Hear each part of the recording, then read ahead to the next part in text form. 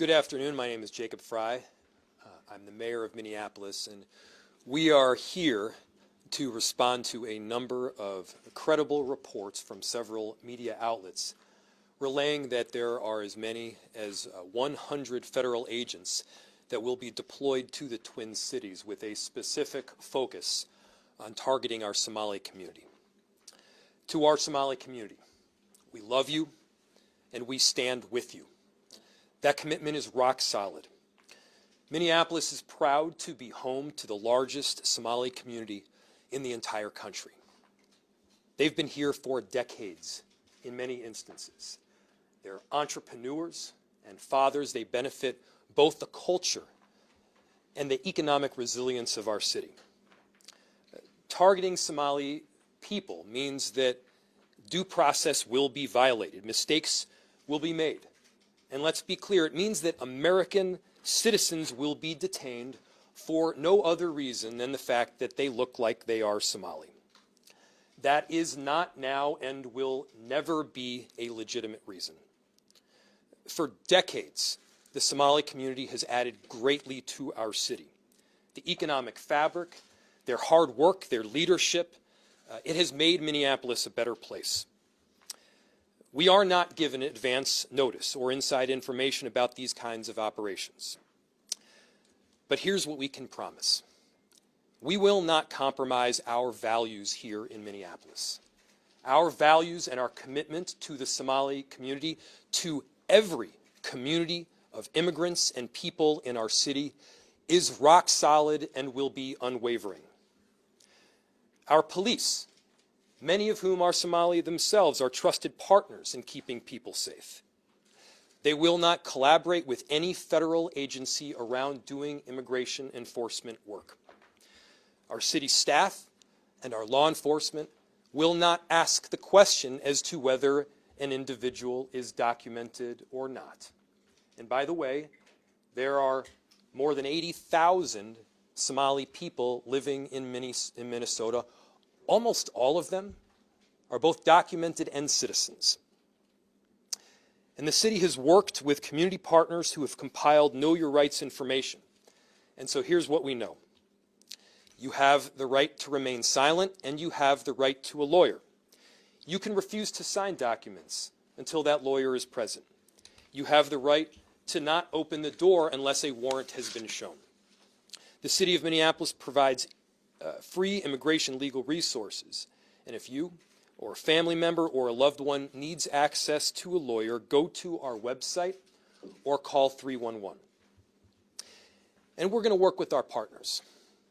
Partners like the city of St. Paul, partners like the state of Minnesota, to do everything to support our neighbors and to coordinate on any incident that happens. Obviously, this is a frightening moment for our Somali community. There have been many frightening moments over the last several months to our immigrant communities in Minneapolis. In Minneapolis, our diversity is diverse. People come from 1,000 different backgrounds, mentalities, and perspectives with one beautiful thing in common. They love our city and they're proud to call it home. And we're going to stand with them every step of the way. But we need to also be demanding better from an administration who is intent on targeting people and committing so much time, energy, and money to terrorizing certain groups within our community. That's not American. That's not what we are about. And we're going to do right by every single person in our cities. And so, to our Somali community, Daman Shabka, Somaliyed Kunul, Minnesota, Garahan, Minneapolis, Waan, Ku Janilahai, Waan, Ku Gereb, Taganahan. We love you, we stand with you, and we aren't backing down. With that, I will turn it over to the Mayor of St. Paul, Mayor Melvin Carter. Good afternoon. I'm Melvin Carter, the Mayor of the City of St. Paul. As Mayor Frey just said, we are hearing credible information around a convergence of federal law enforcement officials, federal agents coming into our community with the intentionality around targeting our Somali community. Just earlier today, we saw sadly, the President of the United States opened his mouth to take a whole group of people, a whole country of people, and denigrate just based on where they come from. And somehow we found ourselves to a place where that doesn't surprise any of us. But when the mayor said the word un-American, it rang true to me. I grew up celebrating in America and learning about an America who prided ourselves on being a beacon that drew people from other places. I grew up in an America that prided itself on being a country of immigrants, that prided itself on the fact that people from other countries would look across a whole ocean and say, that's where I want to be. It seems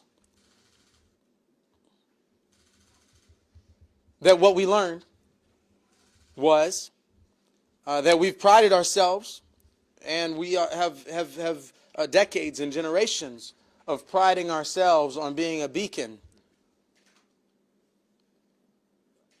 for immigration from Europe. And it seems to many of us like the darker skinned the immigrants who come to our country are, the more our posture on immigration as a country has shifted. That's un-American. That's concerning. And I get particularly concerned as someone who, we work all day, every day on public safety and keeping our communities safe. And all of you have heard me brag about the public safety outcomes that we're achieving and that we're really proud of. And we've understood and embraced an approach to public safety that isn't about pitting our officers or law enforcement against community members, but it's figuring out how to get our officers and our community members working together on the same side of the table as much as humanly possible. And so when the last thing that we need is federal agents coming here, pretending that we should be afraid of somebody just based on the color of their skin, just based on what they look like, just based on what country their ancestors claim as honor as a motherland. The last thing that we need is federal agents coming to town attempting to turn us against each other, to turn us against ourselves. The last thing we need is federal agents coming in town to create chaos and challenge for us. And so we stand together. Both of our cities have stood up immigrant and refugee services supports. In St. Paul, it's our Office of Immigrant and Refugee Services in our city attorney's office. We encourage folks to look to those websites.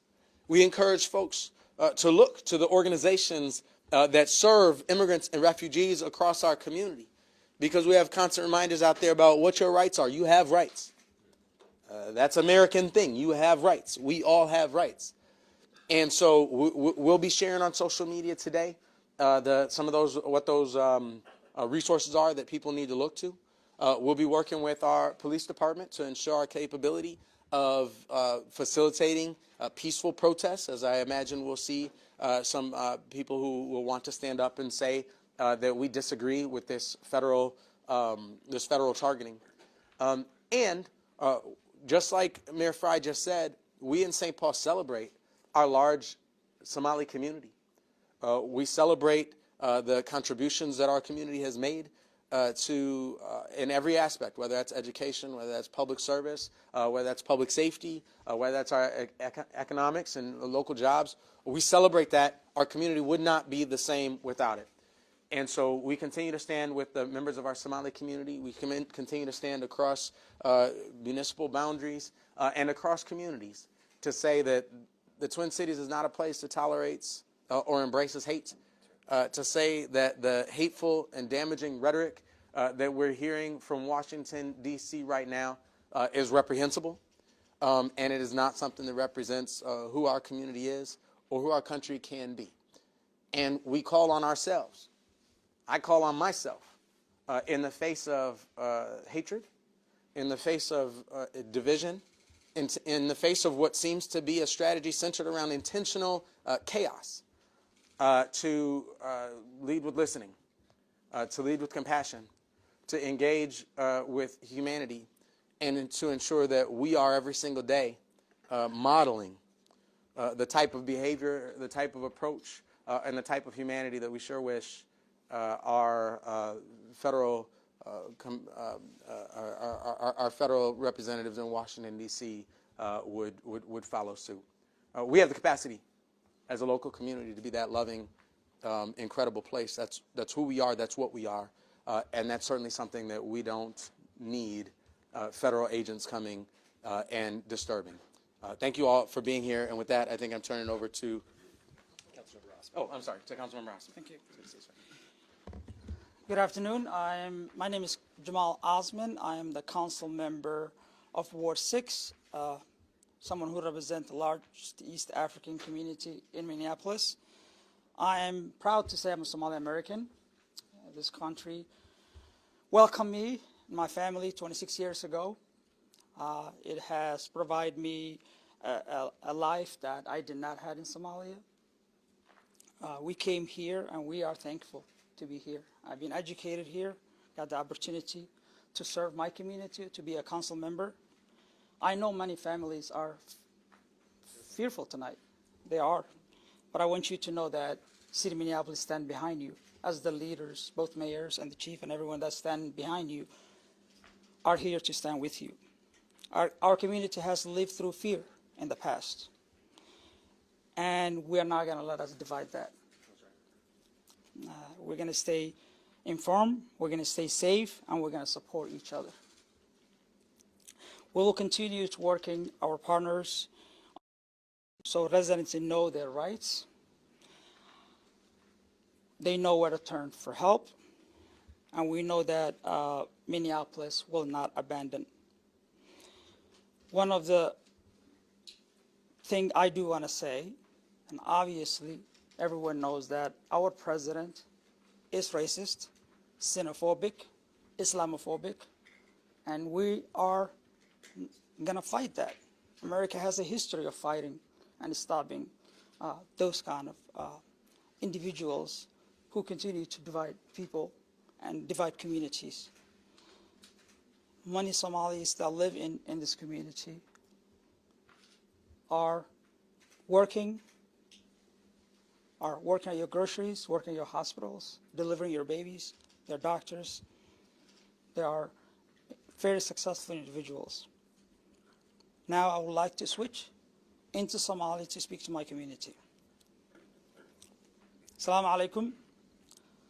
Walaalayaal waxaan la hadlayaa community-ga magaalada Minneapolis. Anigoo ah Jamal Usman. Waxaan inii sheegayaa City Minneapolis garabkeena ay taagan tahay. Community-geena target ayaa lagu yahay. Qolyahan dalka soo galaya oo la sheegay hadda in 100 qof ka badan lagu soo wado waa inaan ka fijignaanaa. Waa inaan la hadashaa lawyer-kaaga. Waa inaan ogaataa rights-kaaga. United States rights ayaa ku leedahay. Waa inaanan division aanan la ku suubinin. Xaquuq baa u leedahay, due process baa jira dalkan aan joogno. Marka taxadara City Minneapolisna waa in la taaganta garabkeena la taaganta. Thank you so much. I would like to welcome the Chief O'Hare.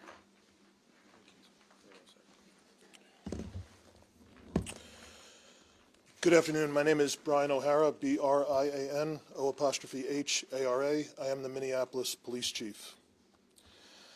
I know the recent reports that are circulating among the media are concerning. I just want to be clear. We are not confirming anything that has been in any of these reports, and we don't have any official information ourselves.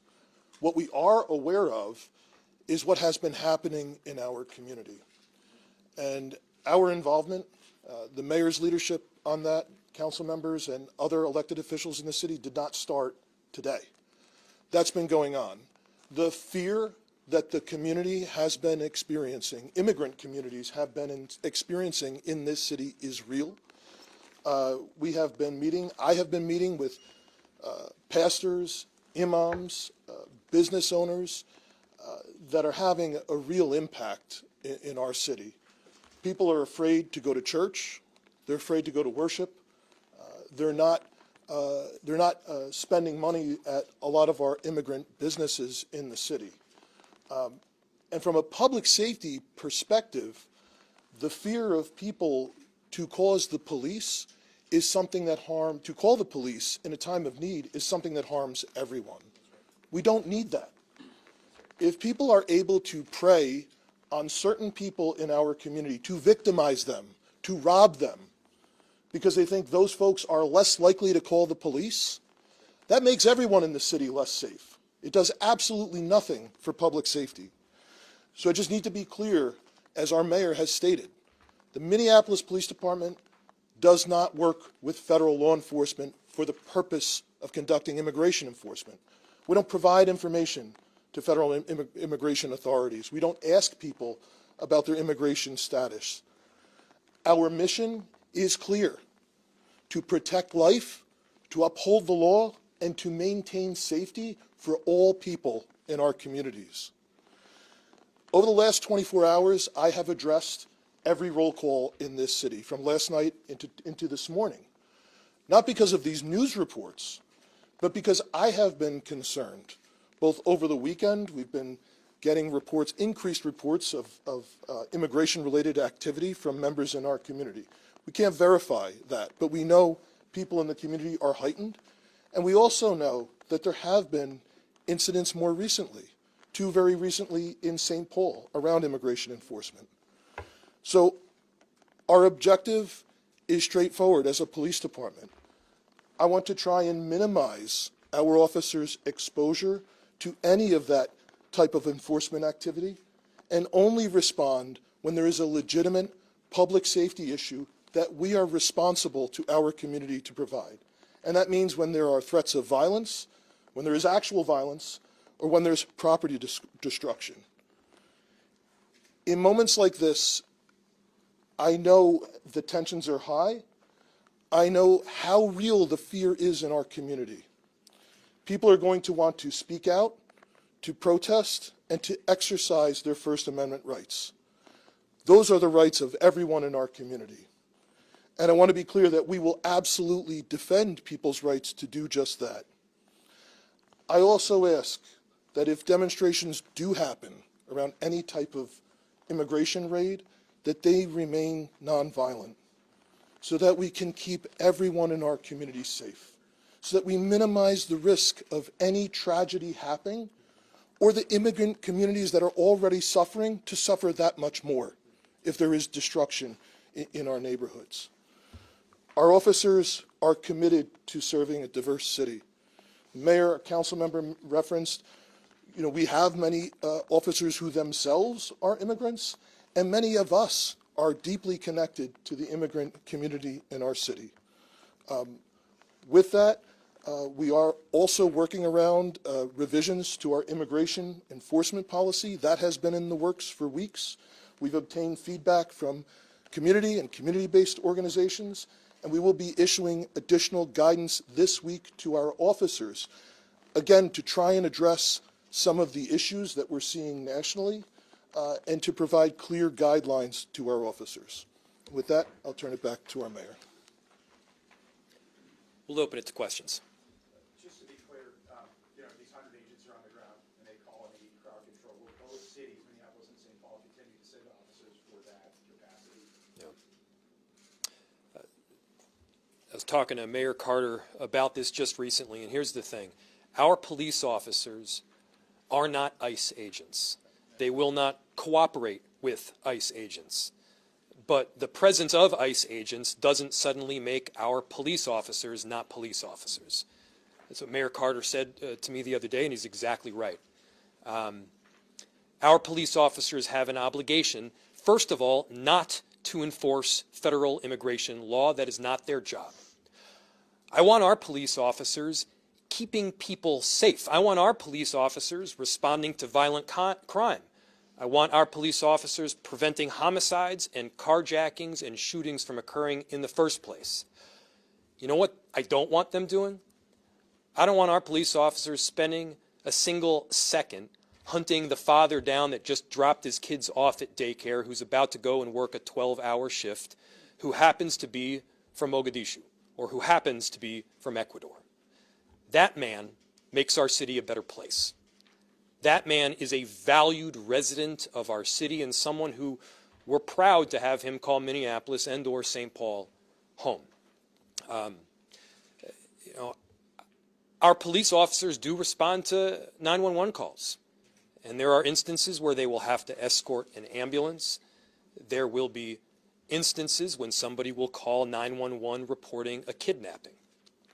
Many times those calls do in fact come in even during some form of federal raid.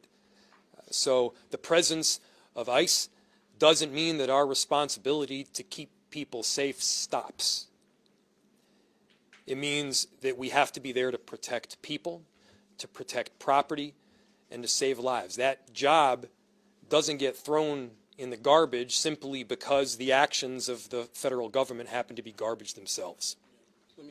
Please.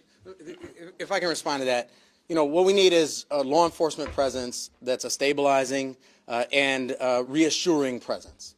Our law enforcement presence ought to make people feel more safe, less fearful, that's the word that you use, and help us facilitate safe outcomes in our community. That's the problem with what we see from the federal government right now, is that we're seeing federal agents operate in communities across our country, not just St. Paul and Minneapolis, but in communities across our country in ways that certainly by impact, certainly have the impact and actually seem to be designed for the purpose of making people more fearful and making people feel less safe in our community. That's a subversion. The problem is, in St. Paul and in Minneapolis and all across the country, is that we see federal agents showing up, and like I said, it feels to me intentionally, but whether it's intentional or not, federal agents showing up in communities across this country and having the impact of making people feel less safe, of making situations feel chaotic. And it is the responsibility of our police officers to respond to unsafe and chaotic situations in our community and help to try to be a stabilizing presence. And that's what I said earlier, and I think Chief O'Hara acknowledged this as well. And the truth is, you can interrupt me if you like, I don't even actually like the phrase crowd control, because our goal has to be what I said at the beginning, to be a stabilizing presence, to be a reassuring presence, and as you've heard many people say today, to facilitate, not control a crowd, but to facilitate the crowd's ability to safely express their First Amendment rights. Now, one of the key things to that is we have people across this metro area who've been trained as peaceful interveners, people who've been trained as witnesses, as people who've been trained to be able to help be organizers. And you know, when we show up to those protests, it's our responsibility to help enforce and follow the norms that help to keep that a peaceful protest, so that we can do our part as well to help be a stabilizing influence. And that's sort of what I was talking about when I said, you know, we have to do the opposite of what they're doing. Sadly, we live in an era where we have to find all of our ways, whether that's community members, whether that's protesters, whether that's elected leaders, whether that's our brothers and sisters in uniform. We all have to find ways to help stabilize things that it feels like our federal government and our President of the United States are intentionally destabilizing. Yes, we need our officers to be helpful to be stabilizing presence in those spaces and in all of our spaces in our community. Thank you. Do officials in each city currently have an open line of dialogue with the Department of Homeland Security, just to get a basic sense of what you are responding to when the police does in fact end up going to these scenes? Or are you essentially showing up blind at a chaotic confrontation? Can you repeat the question? I will. Yep. So the question, Ernesto's question was, do officials in our city have communication with the Department of Homeland Security so that when these large-scale raids happen, we're not going in blind? So we do work with federal law enforcement literally every day around violent crime, around people smuggling fentanyl into the country, gang violence, those types of things. That is a part of our job. But our officers that do work with federal law enforcement have very clear directives, and federal law enforcement is aware that we absolutely will have nothing to do with anything related to immigration enforcement. So as you are aware, the one instance that we've had in this city, we were caught by surprise because of that. But yes, on a day-to-day basis, we are still working with federal law enforcement to prosecute people that are carjacking people in this city, that are involved in gang violence, that are involved in smuggling drugs and shooting people. That still happens. But no, there is no communication around immigration enforcement. Chief, what preparations are you making and what are you telling officers? Are you having have a riot here at the ready just in case things get out of hand? And what have you been telling your officers in those roll calls that you've been? So the last 24 hours, I had the entire command staff with me, all of the chiefs at roll call, the leaders from our consent decree implementation unit present, as well as our officers that deal with response to large-scale incidents. So basically what I do is I have the consent decree implementation unit go over the city and the police department's policy around immigration enforcement to ensure everyone is abundantly clear where the guardrails are, and to talk about additional guidance that is coming out. Additionally, we have our folks talk about, from a tactical perspective, obviously because we're not going to get involved in legitimate First Amendment activity, but if something becomes a life-threatening emergency with a large crowd, ensuring that there is a plan beforehand, ensuring that our officers are aware that, oftentimes there's multiple agencies involved in these things, and we're finding out after the fact, ensuring that our officers are aware that they're only going to take orders from people appointed over them in the Minneapolis Police Department, and ensuring that there is a plan if we do have to rescue a person who may be injured or anything like that, that there is a plan to get in and get out as safely as possible. We will not automatically respond just because someone has called and asking for assistance. But if something is an emergency, there is no time to talk about and have it go up the chain of command and say, are we going to respond? But, things unfold very quickly, and we will do our sworn duty to respond to protect life when it's needed. You got time for about two more questions. Two more questions, please. Mayor Frey, you described it as a when, not an if, that ICE will be breaking the law when they engage in this operation targeting the Somali community. What tangible action can the city of Minneapolis and the police department take to actually protect people who have every legal right to be here and to hold ICE agents accountable if, as you described it, they do break the law? I'll start by noting that all of this is based on reports that have come out recently from the media. If, in fact, those reports are accurate, and there are 100 federal immigration agents that will be deployed upon Minneapolis and St. Paul specifically with the intention of targeting our Somali community, they're going to run into all sorts of constitutional impossibility that they can't begin to comprehend. Again, there's more than 80,000 Somali people that live in the state of Minnesota. A very tiny portion of them aren't citizens. In other words, the vast majority, almost all of the Somali people that are here in Minnesota and in Minneapolis are citizens. I feel that it will be a practical inevitability that when people are arrested by federal immigration agents, they're going to get the wrong people. They're going to make mistakes. They're going to screw it up so badly that they're not just violating habeas corpus, but they are taking away the rights of American citizens. I've heard recently some of the comments that Donald Trump has made. I've heard commentary that a number of people around this country are making about our Somali community as a whole, holding them at fault for the actions of a few. The perpetrators of any form of crime should be held accountable in the United States, regardless of what ethnicity, religion, or background you come from, period. And whole communities aren't then held accountable, though, for the actions of a few. I'm Jewish. But when Bernie Madoff was committing all sorts of financial crimes. Nobody held me accountable for them. I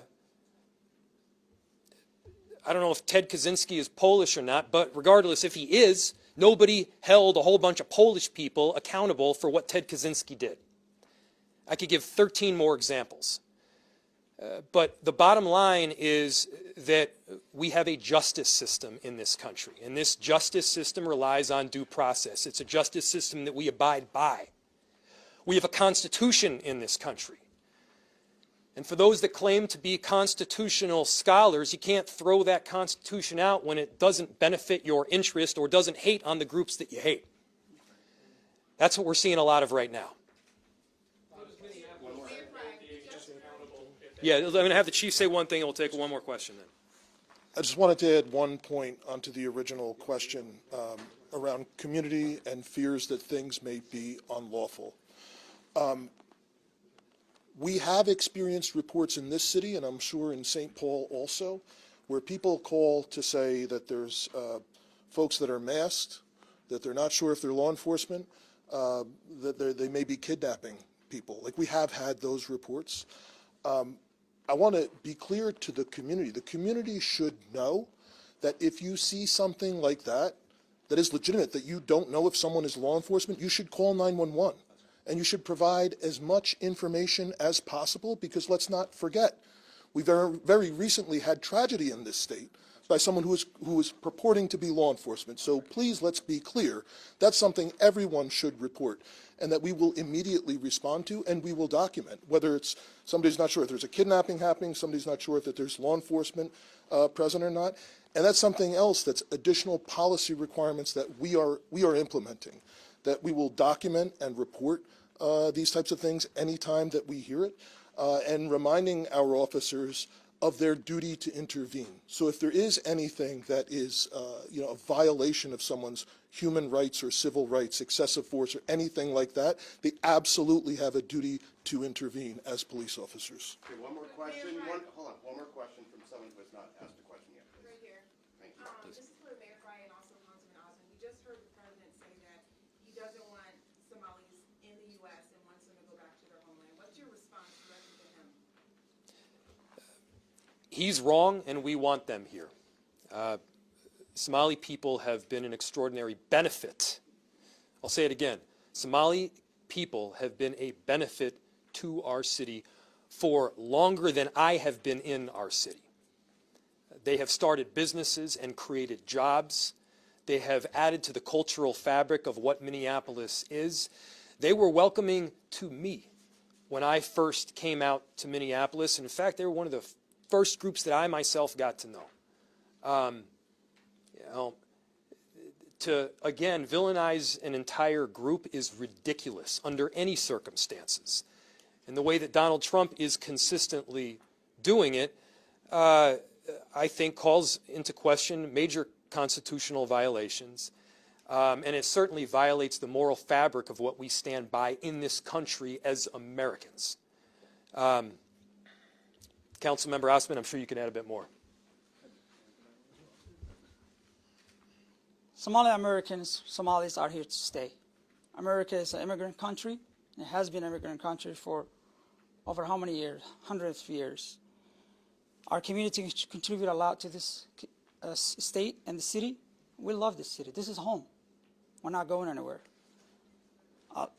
Call the American people to stop the hate, to stop the Donald Trump hate. He continue to divide Americans. That's what he's doing. Like I say, it's time to stand up against his hate and unite. Somalis are here to stay. We love this state. We love this country. This is home. Thank you. Thank you, No, everyone. I'd actually like to respond to that as well. The words that founded this country, the words that launched this American experience, start with "we the people." And I believe that the sacred moments in American history are the moments we've had to decide who the we is, who gets to be included in the we. Do we mean black people? Do we mean women? Do we mean immigrants? Do we mean gay and lesbian teenagers? We have to decide who is a part of the we when we say we the people. We the people. And the Constitution of the United States, the Declaration of Independence, says that the authority, the just power of our government, the just power of those federal agents, the just power of our police officers, that authority is granted by the consent of the governed. And so when we talk about attacks, racist, Islamophobic, xenophobic attacks on our Somali community, and you combine that with what Mayor Frey just said, the vast majority of our Somali community are citizens. So who he just attacked isn't just Somalis. Who he attacked is Somali Americans. Who he attacked is Americans. And so if the President of the United States is telling you out loud that he hates Americans, then I can't imagine a greater confession of incompetence to do the job that you've been hired to do than to say you don't believe that Americans belong in America. That's what Donald Trump said to us today, and it's very important for us to understand that that was not just an attack on our Somali community, it was an attack on our Somali community, and everything Mayor Frey and Councilman Osmond said is important. But it's easy to sit at home and say, oh, he's attacking them. He's attacking Americans, American citizens, American residents, American neighbors. They're destabilizing communities and trying to get us to be afraid of somebody because of what they look like. And as Mayor Frey said, it's probable that there will be constitutional abuses. It's not probable. It's what they're saying. They are saying they target people based on how they look. Now, all of us grew up in classes that taught us that that's wrong, and it's still wrong today. So what you heard the president say today was that he is incompetent and incapable of being a president for the people of the United States because he just said out loud that he despises Americans. Thank you. All right, I've got some housekeeping stuff as soon as they leave. You just hold one sec.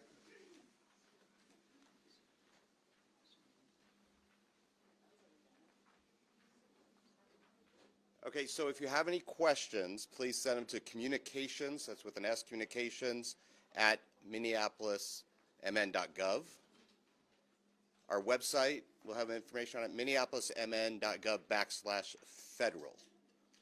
minneapolismn.gov/federal. And I'll stay up here if anybody has any questions one-off, but I'll probably have you send those to our communications inbox. All right, thanks everyone.